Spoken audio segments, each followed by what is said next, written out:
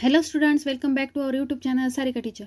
Today we are going to learn a new lesson, the Indian subcontinent and history from standard 6.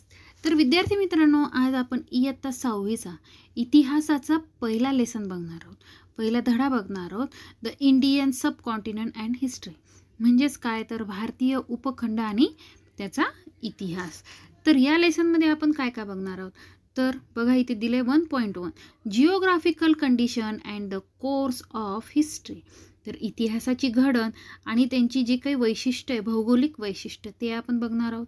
1.2 geographical features of India. भारताची भौगोलिक वैशिष्ट्य काय ते आपण बघणार आहोत. आणि 1.3 द इंडियन सबकॉन्टिनेंट, भारतीय उपखंड. Okay, so let's start the topic number 1.1 geographical condition and history. म्हणजे काय तर इतिहासाची घडण आणि भौगोलिक वैशिष्ट्ये. So start our lesson. In the 5th standard, we saw at some length that there is a close relationship between man and his environment.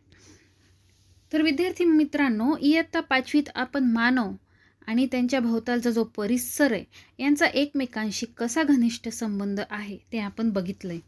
We saw how the changes in the lifestyle of the early man and his technology were related to the changes in his surroundings.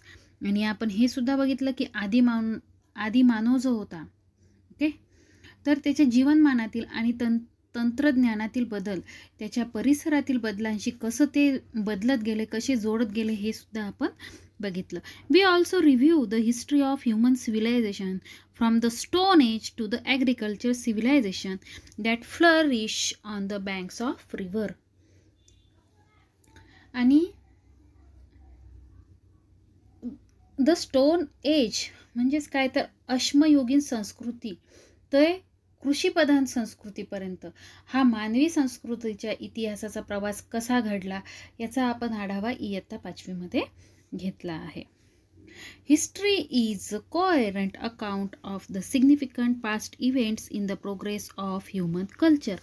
तर इतिहास म्हणजे मानवी संस्कृतीच्या प्रवासात घडलेल्या सर्व प्रकारच्या भूतकालीन घटनांची सुसंगत मांडणी होय. तो यहाँ पे इथे तुम्हाला लक्ष द्यायचं आहे मुलांनो की क्वेश्चन येऊ शकतो, what is the history. History काय आहे. तर history is a coherent account of significant past event in the progress of human culture. तर आपल्या मानवाच्या भूतकालीन घटना, ज्या काही पूर्वी घटना घडून गेल्या आहेत त्यांची सुसंगत मांडणी म्हणजेच काय होय, इतिहास होय. Time, place, society and individual are the 4 major pillars of history. आणि या इतिहासाचे 4 प्रमुख आधारस्तंभ आहे. तर ते कोणते. टाईम म्हणजेच काय तर काळ, प्लेस म्हणजे स्थळ, सोसायटी अँड इंडिव्हिज्युअल एरियाज तर व्यक्ती आणि समाज हे त्याचे 4 मुख्य आधारस्तंभ आहे. We cannot write history without them. आणि या 4 घटकांशिवाय इतिहास लिहिला जाऊ शकत नाही. Of these 4 components, place is related geography और जिओग्राफिकल कंडिशन. आणि यापैकी स्थल हा घटक जो आहे आपल्याला माहिती कशाशी निगडित आहे, भूगोल या विषयाशी, भौगोलिक परिस्थितीशी तो संबंधित आहे. In this sense history and geography are inseparable. आणि याच्याचमुळे इतिहास आणि भूगोल यांचे एक अतूट नातं आहे. History is influence bye geographical condition in many ways. आणि भौगोलिक परिस्थितीचा इतिहासावर अनेक परिणाम करत असतो आणि त्याचा परिणाम आपल्याला दिसून येतो. तर ते कसा परिणाम दिसतो तर बघूया आपण. Our diet, clothing, housing, occupation. In fact, all human life in any region depends to large extent on its geographical characteristics. तर बघा, अवर डाएट म्हणजे काय, आहार, क्लॉथिंग आपली वेशभूषा, हाऊसिंग आपले घर बांधण्याची पद्धती, ऑक्युपेशन म्हणजे काय, व्यवसाय. तर या बऱ्याच गोष्टी ज्या असतात या बऱ्याच अंशी आपण त्या परिसराच्या भौगोलिक वैशिष्ट्यांवर अवलंबून असतो. For example, the life of the people in hilly region is more strenuous than that of the people of the plains. त्यांनी इथे एक उदाहरण दिलं आहे की डोंगराळ प्रदेशात राहणाऱ्या लोकांचे जीवन मैदानी प्रदेशात राहणाऱ्या लोकांपेक्षा कसं असणार आहे, अधिक कष्टाचं असणार आहे.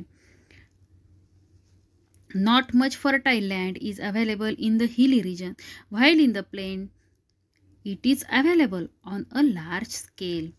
डोंगराळ प्रदेशात सुपीक शेतजमिनीची उपलब्धता कशी असणार आहे, फारच थोडी, परंतु मैदानी प्रदेशात ही सुपीक शेतजमीन मोठ्या प्रमाणावर उपलब्ध असते. Not much fertile land is available in the hilly region, while in the plains it is available on the large scale. That is why grains and vegetables are scarce in hilly areas. आणि तिथे सुपीक जमीन कमी असल्यामुळे तिथे डोंगराळ प्रदेशातील लोकांना जे काही अन्नधान्य आहे, भाज्या आहे, या कमी प्रमाणात काय होतील, उपलब्ध असतील. याच्या तुलनेत जे प्लेन्स जागेवर राहतात, ओके, मैदानी प्रदेशात जे लोक राहतात, get them in sufficient measure, त्यांना या गोष्टी मुबलक प्रमाणात, पुरेशा प्रमाणात मिळतात. Naturally these has an impact on the diet of the people, आणि त्याचा परिणाम त्यांच्या खाण्यापिण्यावर झालेला दिसतो. In hilly region, people depend more on hunting and gathering for their food. डोंगराळ प्रदेशात राहणाऱ्या लोकांना अन्नासाठी शिकारीवर किंवा जंगलातून जे पदार्थ जमा केले त्यावर डिपेंड राहावं लागतं. गॅदरिंग फॉर देअर फूड म्हणजेच काय करणे, की जंगलातून फळं, कंदमुळं हे जमा करायचे. हंटिंग म्हणजे शिकार. We also find other such difference in the lifestyle of the people of the hilly region and those who the plains. अशाच पद्धतीने डोंगराळ प्रदेशात राहणाऱ्या आणि मैदानी प्रदेशात राहणाऱ्या लोकांच्या जीवन पद्धतीत आणि इतर गोष्टीमध्ये सुद्धा आपल्याला काय दिसून येतो, फरक दिसून येतो. Now next page. The climate, rainfall, agricultural produce, flora and fauna of the region where we live are the sources of our livelihood. तर आपण राहतो त्या प्रदेशातील हवामान, पर्जन्यमान, शेतीतून मिळणारे पीक, वनस्पती आणि प्राणी इत्यादी गोष्टी आपल्याला जगण्याची ती काय असतात, साधने असतात. The lifestyle and culture of a reason develops with their support, आणि त्यांच्या आधारानेच हे आपल्याला जे काही आपल्या आजूबाजूचा भौगोलिक प्रदेश असतो त्या प्रदेशातील जीवन पद्धती आणि संस्कृती विकसित होत असते, त्याचा आपल्यावर परिणाम होत असतो. Human settlements have flourish wherever the means of living are plentiful, आणि जगण्याच्या साधनांची जिथं मुबलकता असते तिथेच मानवी समाज काय करतो, दीर्घकाळ सेटलमेंट म्हणजे वस्ती करतो. Over a period of time this settlement develop further into villages and towns, आणि कालांतराने काही वेळानंतर वस्त्यांचे ग्राम वसाहती आणि नगरं म्हणजे शहर यात रूपांतर झालं. गावं वेगळी झाली आणि शहरं वेगळी, असं त्यांचे दोन याच्यात काय झालेत, रूपांतर झाले. But sometimes reasons like the degradation of the environment, drought, invention etcetera, आणि काही कशामुळे वेगळे झाले तर पर्यावरणाचा ऱ्हास, दुष्काळ पडणं, आक्रमणं, इतर अनेक कारणांमुळे जगण्याची साधनांची काय होऊ लागली, कमतरता भासू लागली, आणि त्यामुळे लोक काय करायला लागले तर गाव सोडून ते जाऊ लागलेत. Lead to the scarcity of those means people are force to leave their settlements, villages and towns become deserted. We see many such instance in history. Thus we see that there is a very close relation between history and geography. आणि आपण बघितलं की ग्राम वसाहती आणि काय झाले, शहरं वेगवेगळे झाले. त्याला अनेक कारणे असतील, पर्यावरणाचा ऱ्हास, कधी दुष्काळ, कधी शत्रूची आक्रमणं, ओके, याच्यामुळे काय होऊ लागलं की लोकांना गाव सोडून जाणं भाग पडलं. ग्राम वसाहती, शहरे काय होत गेले, उजाड होतात, लोक ते सोडून गेलेत, मग ते काय होतं, उजाड होतात. अशा अनेक घडामोडी इतिहासात घडलेल्या दिसतात, आणि त्यावरून आपल्याला इतिहास आणि भूगोल यांचं जे नातं, एकमेकांचं रिलेशन जे आहे ते आपल्याला अतूट दिसून येतं. Topic number 1.2 geographical features of India. Our country India extends far and wide. At its north lie the Himalayas, to the east the Bay of Bengal, to the west of the Arabian Sea, and to the south the Indian Ocean. आपण जर भारत देशाचा विस्तार बघितला तर त्याच्या उत्तरेला आपल्याला माहिती आहे सगळ्यांना काय आहे, हिमालय पर्वत आहे. पूर्वेला बंगालचा उपसागर, पश्चिमेला अरबी समुद्र आणि दक्षिणेला काय आहे तर हिंदी महासागर आहे, अरेबियन सी आहे. Except for these islands of Andaman, Nicobar and Lakshadweep, the rest of the country is continuous. आणि भारताची अंदमान निकोबार आणि लक्षद्वीप ही बेटे वगळता उरलेला प्रदेश भौगोलिकदृष्ट्या काय आहे, सलग आहे. हे फक्त आपले जे बेट आहेत ते थोडे भारतापासून थोडे वेगळे आहेत, बाकी हे सगळे सलग आहेत. We have to take into account this region henceforth refer to as ancient India when we study the ancient history of India. आणि प्राचीन भारताचा इतिहास शिकत असताना आपल्याला हा भूप्रदेश लक्षात घ्यावा लागतो आणि त्याचा उल्लेख काय झालेला आहे, एन्शियंट इंडिया म्हणजेच प्राचीन भारत असा त्याचा उल्लेख आपण करणार आहोत. Before 1947 today's Pakistan and Bangladesh were also a part of India. आणि आजचे जे पाकिस्तान बांगलादेश हे इसवी सन 1947 पूर्वी भारताचाच ते भाग होते, भारतामध्येच ते येत होते. पण 1947 नंतर फाळणी झाली आणि पाकिस्तान आणि बांगलादेश हे दोन्ही देश काय झाले, वेगळे झाले. The following region are seen to be important when we look at the course of Indian history. तर भारताच्या जडणघडणीचा विचार केला असता खालील 6 भूप्रदेश हे महत्त्वाचे ठरतात.